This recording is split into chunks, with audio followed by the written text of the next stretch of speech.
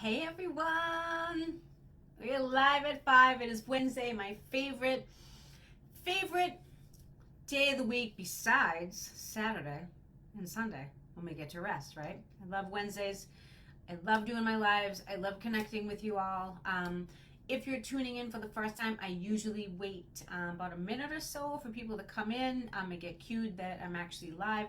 Usually does take a couple minutes because people are kind of getting off work, or if they're still cleaning, they're still in the field cleaning. They're kind of getting their cues and stuff. I see 4 viewers just popped on. Say hi. Tell me where you're from. I know a lot of you, but I know we have a lot of new members that are joining each week. So say where you're from. My name is Cheryl Hazer. I own Sisters Who Scale, and my cleaning company, which I'm actively an active business owner, is in Boston, Massachusetts. So, hey Sydney. Sydney's married. Hi Ashley. What's going on? What's going on, lady?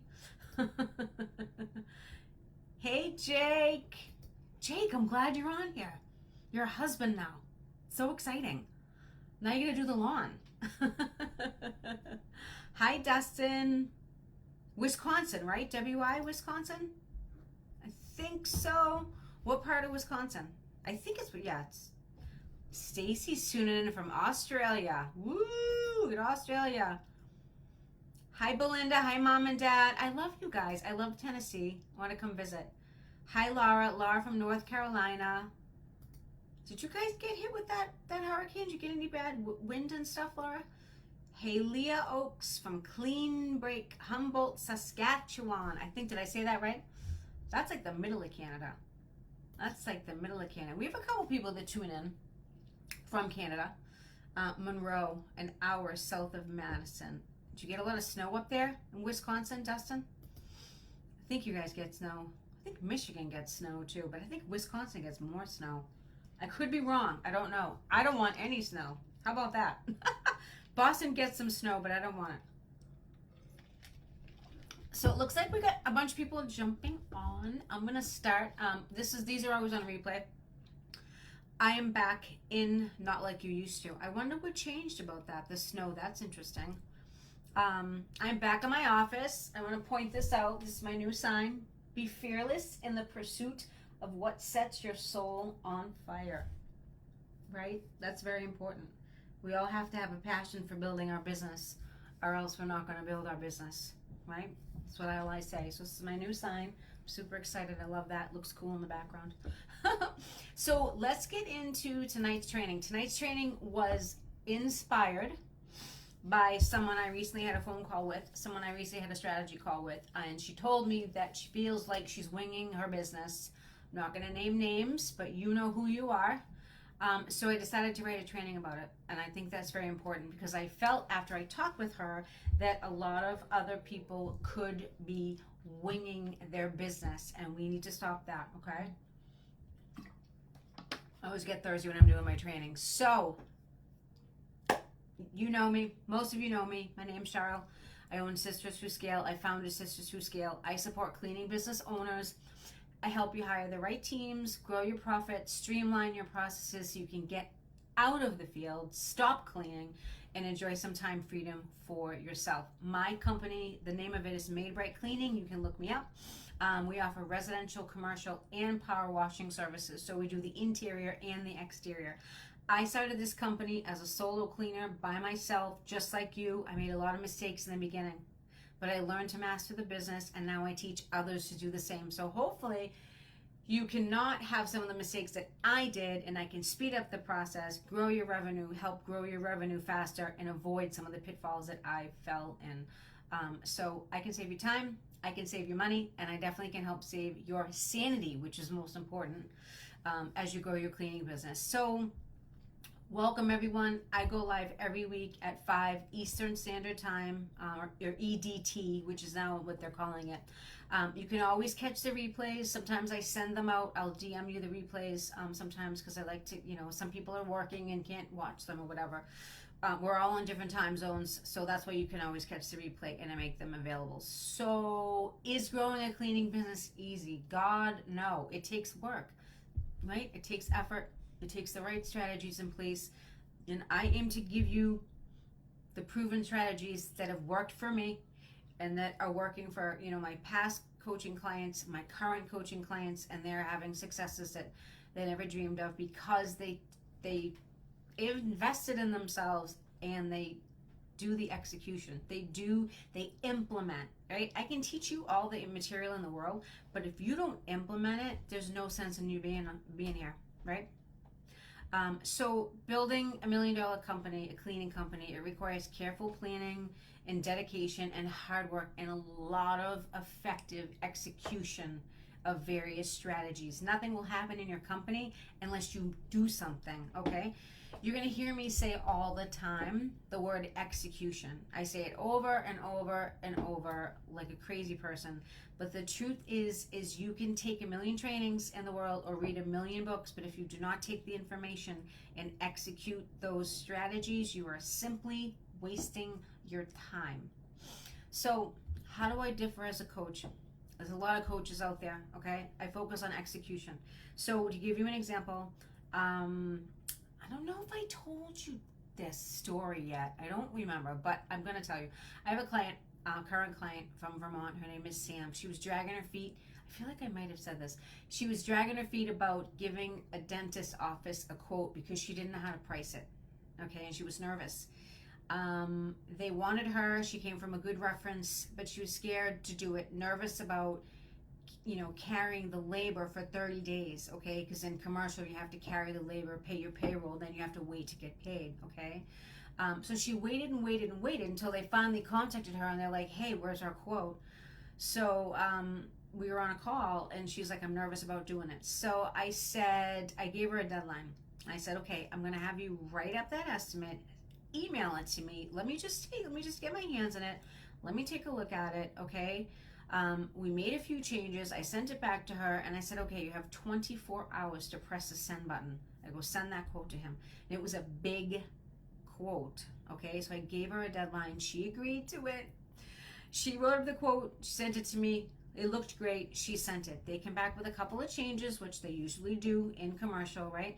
They met in the middle, and now Sam just picked up, ready for this, guys? A $4,100 a month commercial account. That's over $52,000 a year.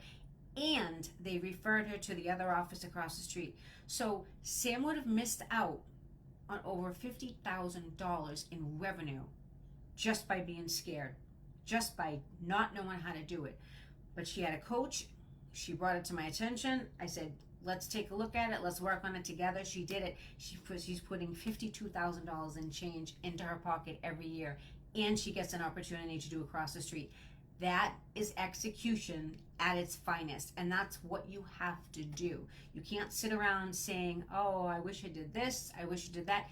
You got to get off your butt and do it. That's the only way it happens. So she would have lost that opportunity, right? They always say you miss 100% of the shots you don't take. So take those shots, take those chances, do something that makes you feel just a little uncomfortable to get stuff done. So that's how I differ as a coach. I push people. I push people to see their worth, their value, to know that they can make more money than they're making now, to not give everyone a deal, to not be a pushover, right? You're worth every single penny you work for. So that's how I differ as a coach. I take it, it's very internal, it's very personal, and I get cleaning business owners to execute the strategies that I teach because I believe in them. If you believe in yourself, I'm going to believe in you 110,000%. That's how I differ. So let's talk about tonight's training. Stop winging your cleaning business. Who here feels like they're winging their cleaning business? They get up every morning and they're like, I don't know what I'm doing. Say winging it. Say in the chat, winging it. So let's get into it. Why do you need to stop winging it? Because you need a plan. You can't wing it and go from day to day, just flying by the seat of your pants. How many of you have a business plan or have written up a business plan before, right? If you keep winging it, you're eventually going to crash the plane, meaning you're going to close your doors at some point. If you don't have any systems and no organization in place, you're going to close your doors. You're going to give up. You're going to quit. I'm just telling you the reality. I'm telling you the reality that someone else may not tell you. That's the truth, okay? If you have no systems in place, you can't steer the plane to reach the higher ground, all right? So let's talk about business plan. You need a business plan. Okay, type of service. What do you want to do? Is it just residential? Is it just commercial? Is it a little bit of both? What do you want to focus on? You need to nail down what you're focusing on for services, and then you need to nail down your ideal client so you can focus your efforts on finding that ideal client, right? So you don't just want to take on everyone that needs their house or their business cleaned. If you do commercial, what kind of commercial do you want to do? Offices, salons, or do you want to take on big things like industrial kitchens, right? Those are two way different types of cleaning services that need different equipment and different labor, strategies and stuff like that. So you have to really nail down what you want to focus on, okay? If we're talking residential for a second, which I know a lot of you have residential, do you want to focus on reoccurring or deep cleans, real estate cleans? Are you doing hoarder homes? That's a specialty. We all know that. There are some big challenges with these homes, so yourself and your staff have to be fully prepared to clean these types of properties, right? Are you doing apartment turnovers? There's a specialty with these, and some property managers don't want to pay, or they want to make you wait to get paid. Are you able to float payroll to wait to get paid on those? Okay, I had someone early on in my career. I would do a ton of apartment turnovers by myself. They would stiff me. They'd stiff me on money. Happens all the time. So you have to be prepared for that, right? Can your business afford to float this payroll before the checks roll in? Some can, some can't. You want to have lines of credit to kind of help with that. So these are all the first things you need to think of. What types of properties you're going to focus on. You can have a few different ones, but you can't do anything. I would say pick 3. That's it. Pick 3 and be great at them, okay? The quicker you realize that, the easier your life is going to be. For one, you're going to feel less frazzled putting together quotes, because when you put together quotes for all different types of properties, you don't have a defined structure for your estimate, and you can be all over the place, okay? Your pricing may not be right if you're not used to doing it all the time. So you have to know how to price it. You need to know how to staff it, what your labor looks like for staffing, how the billing is going to go, how you're going to get paid, stuff like that. You have to have it all in writing. So what does your pricing look like? Have all of you nail down your pricing to a formula or a strategy so you never lose money. This is a big thing I work with my clients, right? They don't have a strategy. It's a formula. This is math. This is black and white. This isn't let's be friends with everyone, right? This is black and white. So most cleaning business owners, aren't charging enough. When I first start working with people, they aren't charging enough. So we work together to create a strategy that works for you, a formula, okay, to raise those prices and kick the tire kickers off the schedule. No one should be cleaning a house for $90 anymore, okay? That was like 1990 prices, right? Long time ago. We have business expenses, okay? We all know who the tire kickers are. You could probably sit there and think in your head, and you could name the names of all your tire kicker clients. Those people have to go. They need to be raised or they have to go. So you have to remember, this is a business. There's no crying in business. It's black and white. Numbers are numbers, and they don't lie. So I kind of get you used to thinking like that, and then it becomes easier to price, and now you have a blueprint formula on how to do it.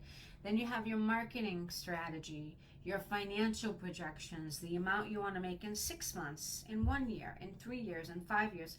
You can even break this down to 1 month if you want. How much revenue do you want to bring in every month? Do you want to advance by 1,000, by 2,000? How much can your staff handle?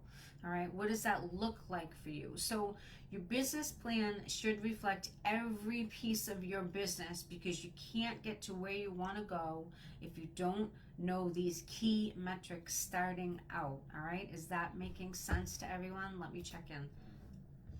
Some things we winging it. Yeah, guys, listen.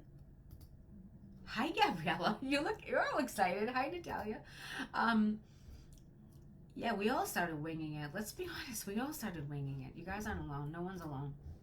No one's alone here. So, second thing we want to talk about is, what does your cleaning look like? What does the quality of your cleaning look like?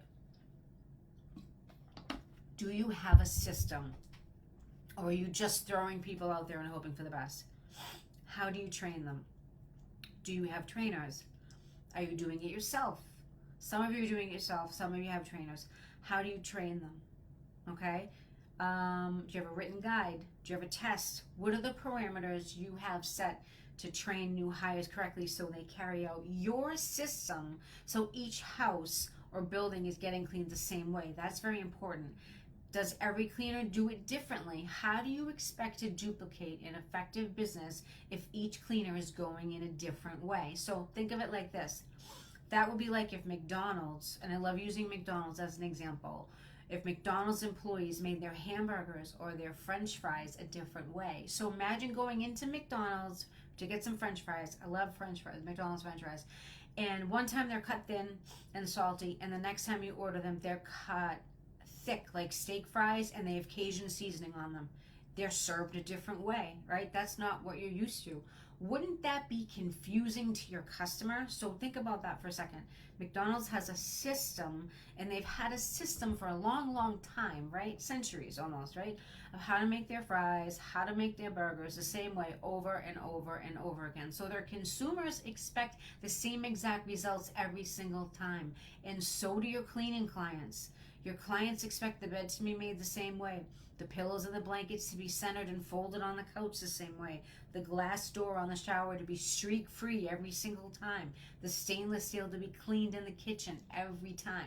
So if you don't have a system of teaching your cleaners how to clean your way, because everyone does it a little bit different, and that's totally fine, you will have inconsistencies, you will have complaints from your clients, okay? Is this making sense?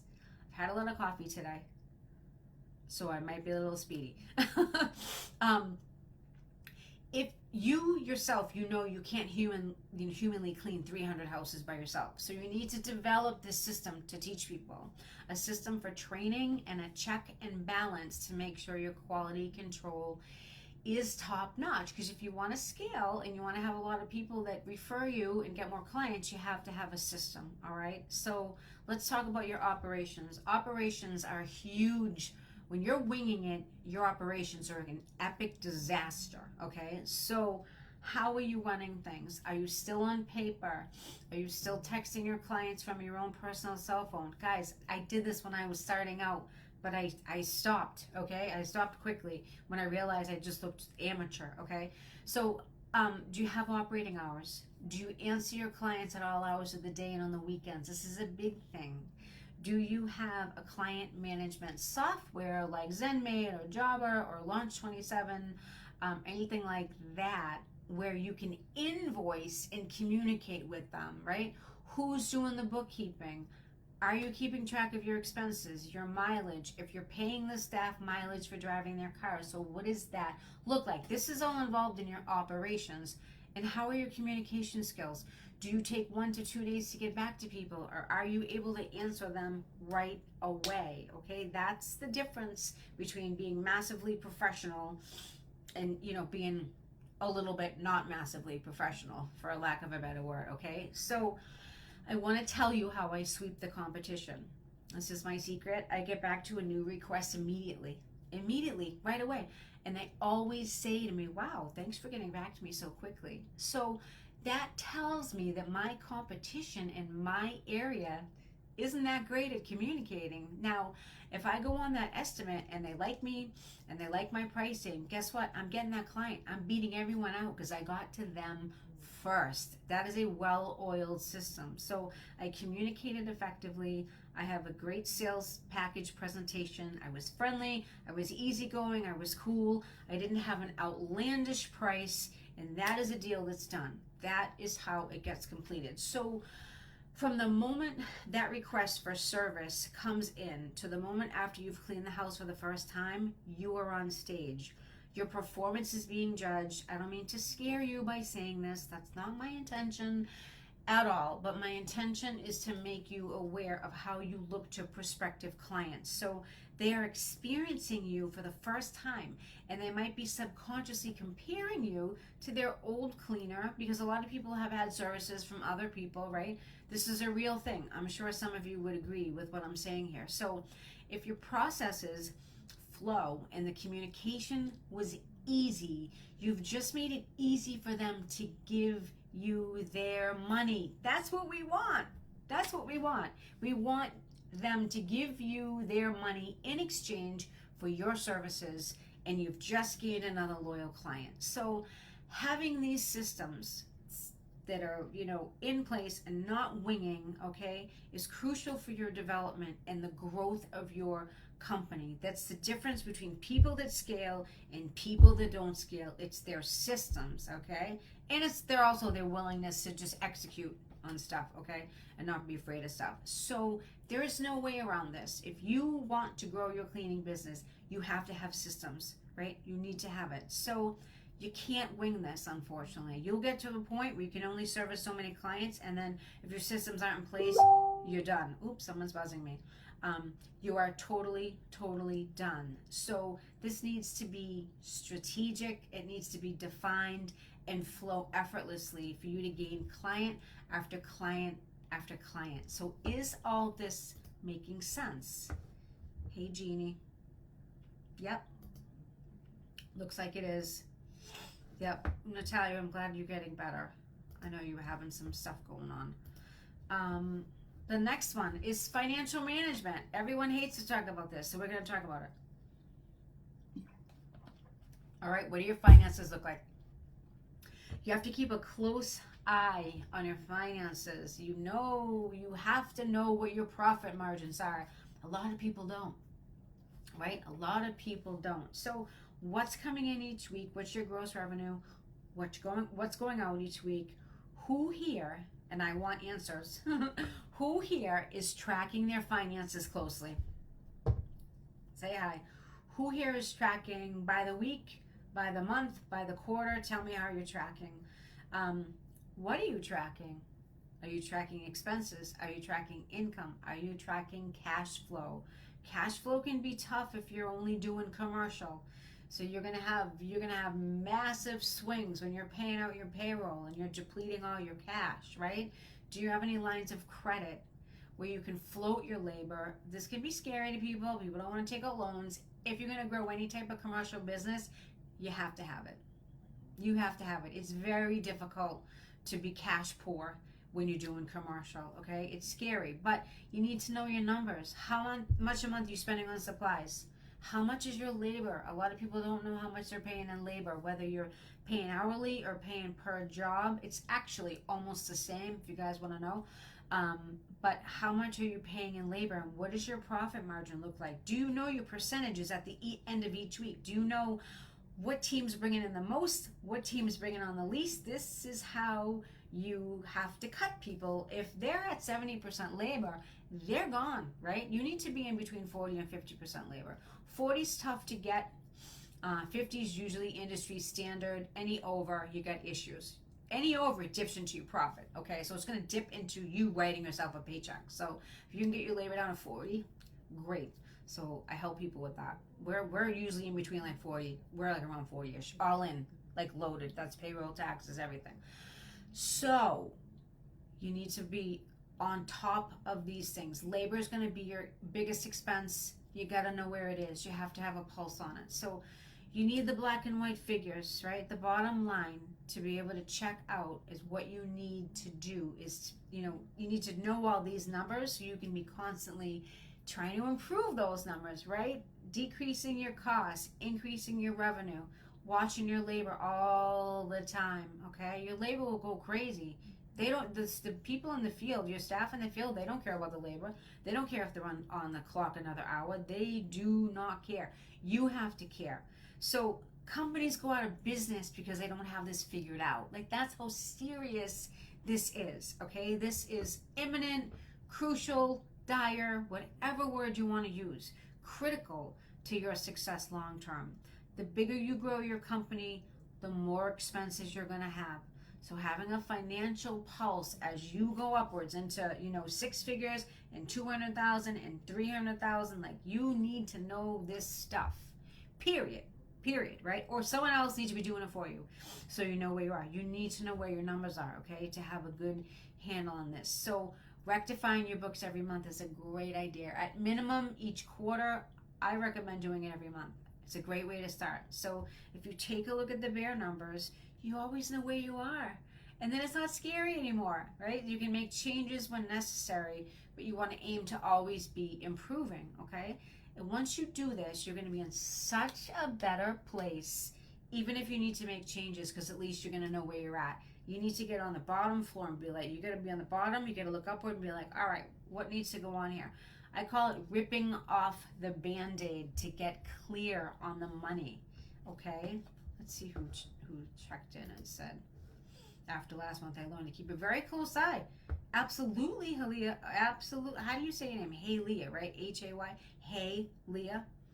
I'm doing weekly, monthly, doing it all incoming and outgoing. Yep, Dustin, all of it weekly. Good, Jeannie. That's really good.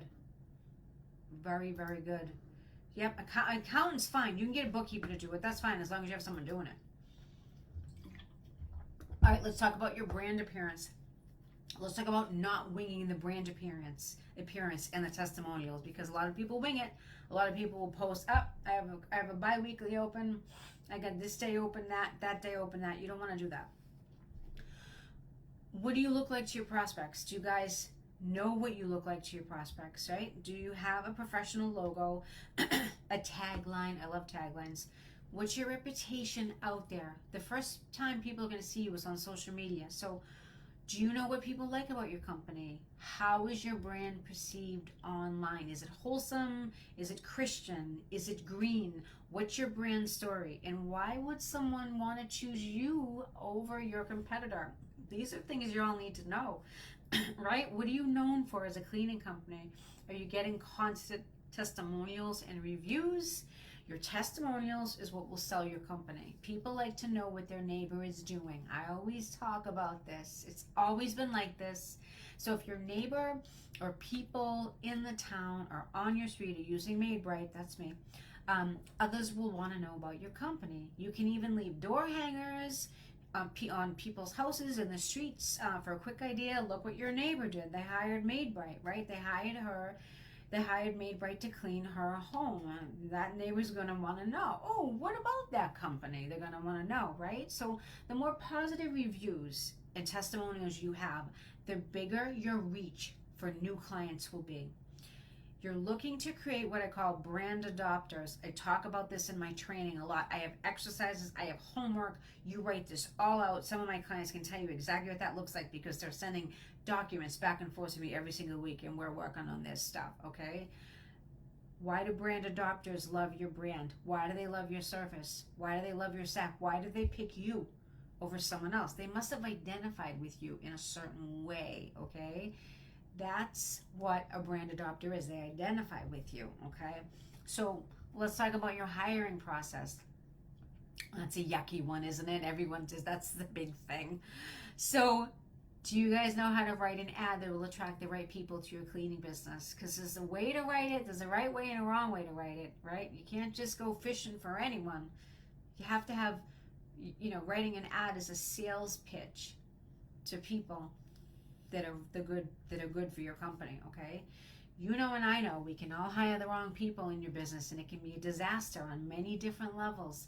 They could not be good cleaners. They could have a criminal record, right? That you don't know about. They steal from your clients. That's the bad stuff. They could be a toxic employee who poisons other staff and they all quit on you. We know that that's happened before. Many things can go wrong. So you have to have a hiring system. What does your system look like? A way that you can write an ad, a way that you can weed out the junky people, the junky applicants, right, in your interview process, the questions you ask. Do you have a proper onboarding process? You have uniforms, a way that they should dress and show up for work. Everything need to look nice and have a nice appearance. They can't be messy and come all straggly in sweatpants and slippers and flip-flops. No. You can't work like that. All right? You can't work like that. And I'm speaking from experience. I've had people show up in flip-flops and trip over the vacuum cord. I'm like, okay, so if they broke their face, I would be responsible and they'd have a workers' comp case. So guess what? If you come to work in flip-flops, you're going home. They're not going to get a workers' comp off of my insurance. So you have to have rules. You have to have rules that need to be enforced, okay?